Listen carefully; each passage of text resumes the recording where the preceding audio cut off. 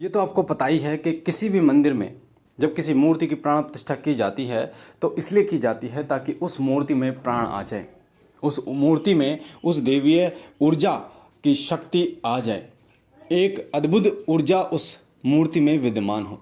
इसलिए आपने देखा होगा जब मूर्ति की प्राण प्रतिष्ठा की जाती है तो मूर्ति के जो आँखों पर एक लाल पट्टी बांध दी जाती है, और जब प्राण प्रतिष्ठा हो जाती है तो मूर्ति की पट्टी को खोला जाता है और शीशा दिखाया जाता है, यानी आईना दिखाया जाता है।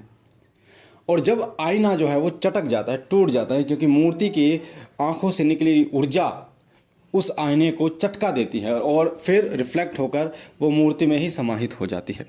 पर आज मैं आपको बताऊंगा कि आप अपने घर में किसी तस्वीर को कैसे जागृत कर सकते हैं। शायद आपने ये नहीं सुना होगा कि किसी तस्वीर को भी जागृत किया जा सकता है, किसी फोटो को भी जागृत किया जा सकता है। ऐसे बहुत से उदाहरण हैं जिनसे आप ये समझ सकते हैं कि किसी तस्वीर के द्वारा किसी को सिद्धि मिल गई, किसी फोटो के द्वारा किसी को शक्तियाँ प्राप्त हो गई, और ये सच होता है। कैसी तस्वीर और कैसी सिद्धि, पूरी वीडियो में आपको बता रहा हूँ। वीडियो को ध्यान से सुनना बारीकी से, ताकि एक एक चीज़ आपको समझ में आए। पहली बात तो आपको ये बता दूं कि जो तस्वीर होती है या मूर्ति होती है वो आपके भाव से जागृत होती है। जब तक आपके अंदर भाव नहीं है तब तक वो जागृत नहीं होती। और हम उस तस्वीर को, हम उस मूर्ति को जागृत तब कह देते हैं जब उस मूर्ति या तस्वीर के द्वारा हमें अनुभव होने शुरू हो जाते हैं, हमें अलग अलग सपने दिखाई देने शुरू हो जाते हैं अपने इष्ट देव के, साथ ही हमें सिद्धि प्राप्त होनी शुरू हो जाती है, शक्ति प्राप्त होनी शुरू हो जाती है, दूत प्राप्त होने शुरू हो जाते हैं, वीर प्राप्त होने उनके शुरू हो जाते हैं उस देवता के, या उनके सेवक हमें प्राप्त होने शुरू हो जाते हैं। तब हम कहते हैं कि हाँ, हमें शक्ति मिल गई है, ये तस्वीर जागृत हो गई है। अब वो जो तस्वीर है वो जागृत जब तक नहीं होगी जब तक आप उस तस्वीर को भगवान ना माने। अगर आप ये सोचते हैं कि तो तस्वीर है तो वो कभी जागृत नहीं होगी, ना ही कभी आपको कोई शक्ति प्राप्त होगी। क्यों?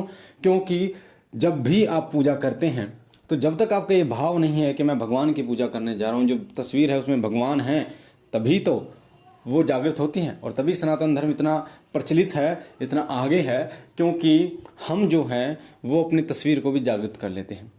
पहली बात तो ये कि जब भी आप कोई तस्वीर लेके आएँ अपने घर में, कोई भी तस्वीर लेके आएँ, तो पेंटिंग ना लेके आएँ। जैसे पेंटिंग में बना के रखते हैं, बाबा भोलेनाथ की पेंटिंग, माता काली की पेंटिंग, दुर्गा माता की पेंटिंग।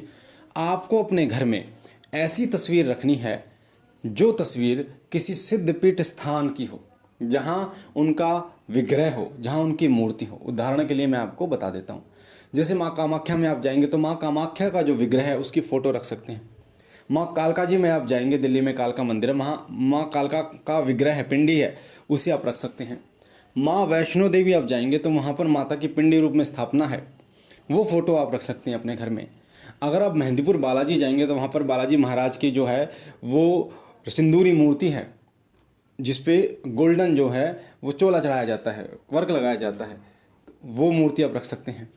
उसी तरीके से कोई भी दक्षिणेश्वरी काली मंदिर जाएंगे, वहाँ की कोई मूर्ति है। अगर सिद्धपीठ मंदिर की मूर्तियाँ की तस्वीर आप रखते हैं तो वो बहुत जल्दी आपको फल देती है। वो फल कैसे देती है? जो फल आपको उस मंदिर में जाकर उस मूर्ति की पूजा करने से मिलता है, वो फल आपको घर पर उस तस्वीर की पूजा करने से प्राप्त हो जाता है, क्योंकि उस मूर्ति में भी प्राण होते हैं। और उस तस्वीर को जब आप देखते हैं तो उस मूर्ति की तरह ही उसमें प्राण आ जाते हैं। दूसरी बात ये कि कभी भी जब भी आप जप करें, कभी भी पूजा करें, तो कभी भी अपने दिल में ये वहम ना पालें कि मैं जा रहा हूँ और मैं अपने घर में, मतलब आपके घर में मंदिर है तो आप ये सोचें कि ये तो मेरा घर है। नहीं, आप जब जा रहे हैं पूजा करने के लिए नहा धोकर, तो ये सोचें कि मैं अपने इष्ट देव के चरणों में हाजिरी देने के लिए जा रहा हूँ, उनके चरणों में जो है वो जोत जलाने के लिए जा रहा हूँ, उनकी सेवा करने के लिए जा रहा हूँ। तब आप देखेंगे कि वो जागृत हो जाएंगे। दूसरी बात, कभी भी जप करें, मंत्र जप करें, तो आपकी जो तस्वीर है ना उनकी आंखों में देखकर करें।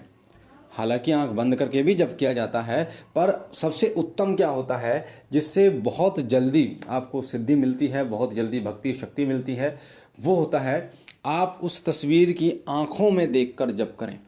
आपका ध्यान उनकी आंखों में होना चाहिए, सिर्फ और सिर्फ उनकी आंखों में। जिस तरीके से आपने देखा होगा महाभारत में बताया जाता है, गुरु द्रोणाचार्य ने जब परीक्षा ली थी तो जब धनुष विद्या का अभ्यास करा रहे थे तो अर्जुन से जब पूछा था कि चिड़िया की आंख में निशाना लगाया तुम्हें क्या दिख रहा है, तो वो कह रहा था कि मुझे सिर्फ और सिर्फ चिड़िया की आँख दिख रही है।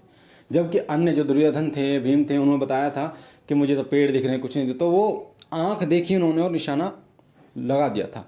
उसी तरीके से आपके इष्ट देव की आँखें ही आपको दिखनी चाहिए तस्वीर में। उन्हीं आँखों से दिव्य ज्योति निकलकर आपके मस्तिष्क में समाती है। उन्हीं आँखों से आपके इष्ट देव की ऊर्जा निकलकर आपके जो है वो हृदय में समाती है और आपकी आँखों में एक अलग ही तेज उत्पन्न होता है। वो तेज सकारात्मक ऊर्जा का होता है। कोई नकारात्मक शक्ति की हिम्मत नहीं है कि आपकी आंखों के अंदर देख सके, झांक के। आपसे आंख नहीं मिला पाएगी कोई नकारात्मक शक्ति। इतनी ऊर्जा, इतने तेजस्वी वो व्यक्ति बन जाता है जो अपने इष्ट की आंखों में देखकर मंत्र जप करता है। दूसरा, अगर आप अपने इष्ट के दीपक जो जला रखा है आपने, उसको देखते हुए भी मंत्र जप करते हैं तो भी आपको कृपा मिलती है, तो भी आप पर आपके इष्ट देव की कृपा मिलती है, सिद्धि आपको प्राप्त होती है। कई बच्चे बार बार कमेंट करते हैं कि गुरुजी हम जब मंत्र जप करते हैं तो आंख बंद करके करें या खोल कर करें। तो ये उनका उत्तर है, आंख खोल कर भी कर सकते हैं, आंख बंद कर भी। खोल कर करें तो इष्ट के आंखों में देखें या दीपक की जो लो में देखें। बंद कर रहे हैं तो किसको देखना है, ये बहुत महत्वपूर्ण है। तो जब बंद आंखों से कर रहे हैं तो आप अपने इष्ट की आंखों मतलब तस्वीर को देख कर ना, उनकी प्रतिमा को देखकर, उनकी फ़ोटो को देखकर अपने मन में देखने की कोशिश करें, तब मंत्र जप करें तो वो मंत्र बहुत ज़्यादा प्रभावी होगा। साथ ही लोग कहते हैं ध्यान कहाँ लगाए गुरुजी, तो ध्यान आपको अपने इष्ट की उस मूर्ति पर लगाना, उस तस्वीर पर लगाना है, तो आपका ध्यान जो है वो एक सही दिशा में लगेगा। कई बच्चे ये भी कहते हैं कि गुरुजी जब हम आंख बंद करते हैं तो उल्टे सीधे विचार शुरुआत में आते ही हैं। उल्टी सीधी चीज़ें आपके दिमाग में आती हैं, शुरुआत में ये सारी चीज़ें आती हैं, पर धीरे धीरे जैसे जैसे आपका अभ्यास बढ़ता जाता है वैसे वैसे नकारात्मक ऊर्जाएं, धीरे धीरे नकारात्मक विचार आपके शरीर, आपके दिमाग से हटने शुरू हो जाते हैं और आपको एक सकारात्मक जो विचारों का समुद्र है वो आपके अंदर प्रवेश करना शुरू कर देता है। इसलिए शुरुआत में अगर आपके अंदर नकारात्मक विचार आ रहे हैं, उल्टे सीधे गंदे विचार आ रहे हैं, तो उससे घबराने की बात नहीं है। आप जो कर्म कर रही हैं उस कर्म को करते चले जाएं। एक बात और बता दूं, कुछ बच्चे जो नए साधक हैं, नई पूजा पाठ शुरू की है, जिनके पास अभी कोई शक्ति नहीं है, यानी जिनके कुछ महसूस नहीं होता, अनुभव नहीं होते, वो ये सोचते हैं कि गुरुजी आपको तो नकारात्मक विचार आते ही नहीं होंगे, आप तो डिप्रेशन में जाते ही नहीं होंगे, या आपको गंदे विचार आते ही नहीं होंगे, या जितने साधक हैं उनको सबको आते हैं। जो लोग गृहस्थ होते हैं सबके साथ ऐसा होता है, पर उनके पास उनका अभ्यास होता है कि वो उनको हटा पाते हैं। उनको पता होता है कि ये तो आएंगे, मुझे अपना कर्म करना है। और जब आप कर्म पर अपना पूरा ध्यान लगाते हैं, अपने जप पर पूरा ध्यान लगाते हैं, तो वो धीरे धीरे हट जाते हैं। तो ये सबके साथ होता है। ऐसे नहीं है कि आप मंत्र जप करें उसका फल आपको नहीं मिलेगा अगर ऐसे विचार चलेंगे। तो ऐसे विचार अगर आप स्वयं उत्पन्न कर रहे हो तो दिक्कत है, पर अगर आप अपना कर्म कर रहे हो और ये विचार आ रहे हैं तो वो आपके मस्तिष्क में जो विचार, मन में जो विचार थे वो निकलते हैं और धीरे धीरे वो समाप्त हो जाते हैं। तो इस बात का आपको विशेष रूप से ध्यान रखना चाहिए।